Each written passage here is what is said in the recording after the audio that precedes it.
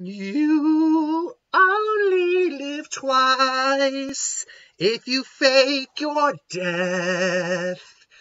And except when you basically reveal your life, so why'd you fake your death? You Only Live Twice. You Only Live Twice came out, was actually the first Bond to take its time between its predecessors. Because all the other Bonds were pretty much coming out year after year out at that point. Whereas You Only Live Twice actually took 2 years. And I think that is partially due to the fact that Connery was getting sick of playing the role of James Bond. And it was one of those things where they had to convince him to come back. And they had to convince him to come back and pay him money because he only did one other film after this officially with the Eon series, with Diamonds Are Forever, which I actually didn't even put together that it was not the next film. I actually had to look at the list. Like, no, Her Majesty's Secret Service is the next film. We'll talk about it for this one. And we'll have things to say in that one. But for right now, let's talk about You Only Live Twice. First off, I'll say this. It does have, I know a lot of people might have some fondness for this movie, and particularly the song. I'll admit, the song, after re-listening it, because I've already made my Bond list songs, it isn't one of my more favorite songs. And I think it's because they're going a little too heavy into the whole, it's Japanese, it's Japan, it's Japanese. Okay, I get it, but it doesn't make it sound like Bond at this point. Most of the Bond film songs that I liked a lot, or at least listened to, I still got Bond out of them. But yeah, I don't know. There's something that doesn't ring well, and we'll talk more about it when we actually talk about the Bond songs in their own list later down the road.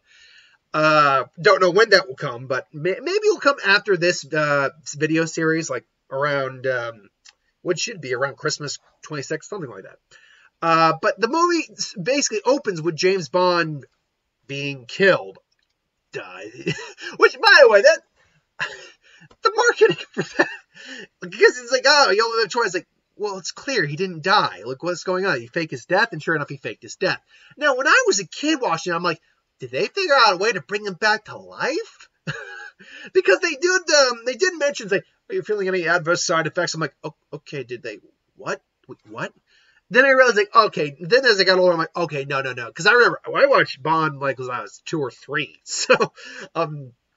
So yeah, I'm like, that's what I was thinking. Then later on in life, I'm like, no, he obviously, like, took a drug to make him, kind of like a tetrodotoxin, like, pufferfish kind of thing, make it seem like he was dead, but he wasn't, and make it, sell the effect.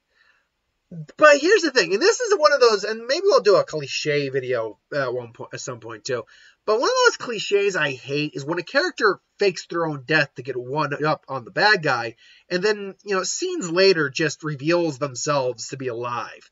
Ultimately, that still has to happen, but kind of wait till the latter part of the movie for that.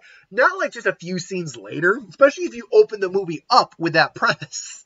And like Bond, it's like Bond doesn't, as suave as Bond is, as stealthy, as debonair as he is still kind of a wrecking ball always, particularly when you look at like someone like Daniel Craig's Bond. Like when in that opening scene where he's chasing the guy down, guys doing all these parkour moves and jumping around, all that. But you're still got Bond here just slamming through like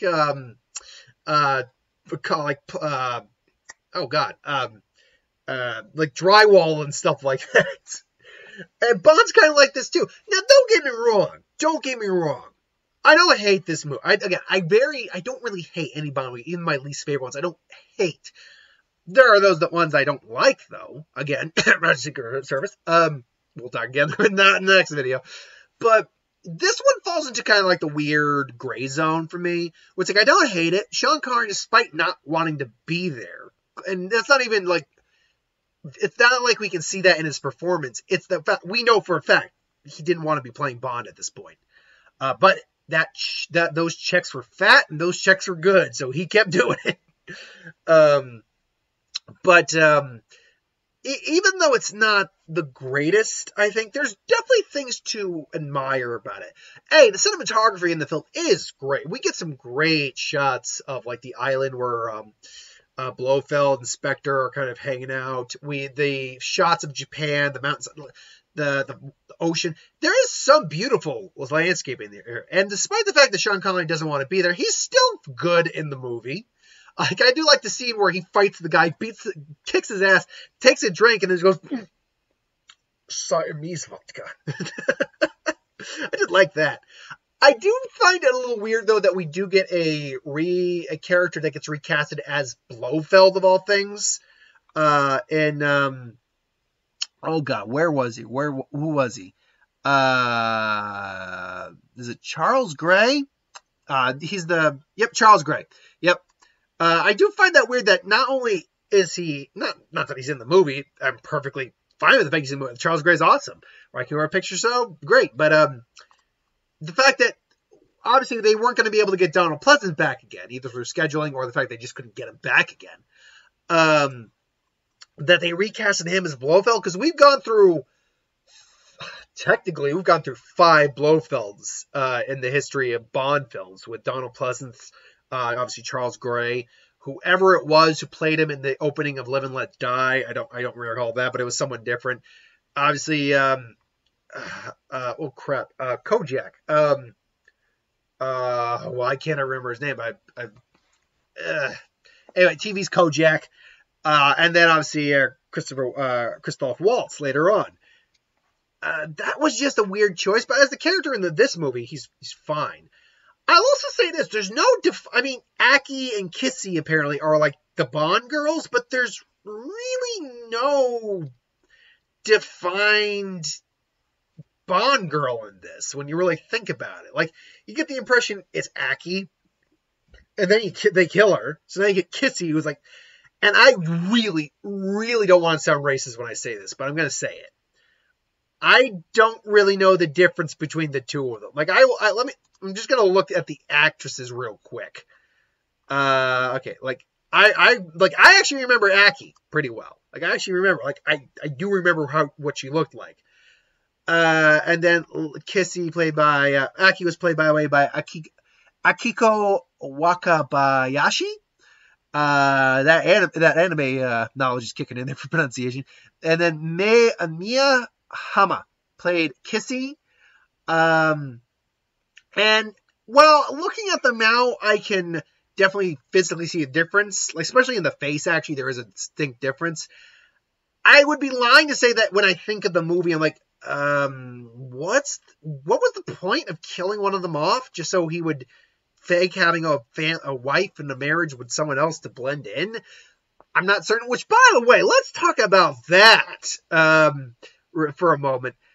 The idea of making Sean Connery look more Japanese would not fly today at all.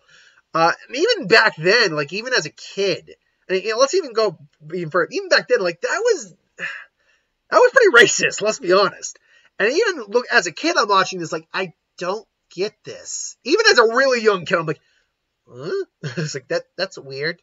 So yeah, that was kind of weird for me as a kid to see. Wouldn't go so far as to say uncomfortable, but I just remember looking at it like, that was weird.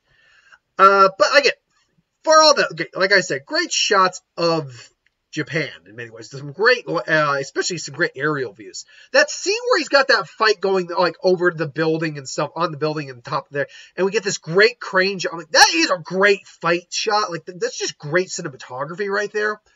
Sean Connery is still good in the film. Obviously, one of the biggest highlights is we finally meet Blofeld in this film, and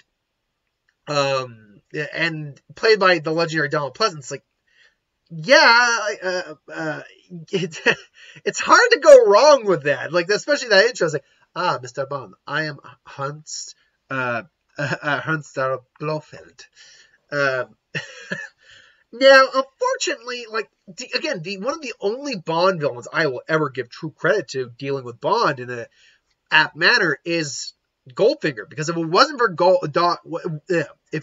for Bond being able to use his wits in that scenario, he would have killed Bond. And he did, and he wasn't going to play the game either. It was like, you know nothing, Mr. Bond. It's like, yeah, whatever, I'm not paying attention. You just die there. But every other villain wants to do the Bond villain. And it's like stereotypical of the Bond films. Like just about every other villain wants to do the Bond villain monologues. Like, this is what we're doing, Mr. Bond. And blah blah. I am evil. Listen to my plan. I need attention. My wife left me. That's why I talk. That's why I'm spending all this time talking. Oh, I'm sorry. I thought you were English. Silence. So yeah, I don't know really what else to say on this subject. It's one of those things where it's like, yeah, and I do like the fact he gets away. He's one of those Bond villains that isn't killed, because every other Bond villain in the movies prior to this gets killed off. No, he's the leader of Spectre. Doesn't get killed off immediately. Gets that shuriken to the hand, which, you know, I remember seeing that's like, ah! It's like, yeah. But, I mean, ultimately, it's still a decent movie. It's one of the lesser ones in the series, definitely. I'll even say there's Roger Moore films that are better than, and Roger Moore is probably my second to least favorite Bond. But in terms of like the big main series Bonds who got more than one movie, he is probably my least favorite Bond. And I don't even hate him. I just not one of my preferred, and we'll talk more about that when we get to Roger Moore films.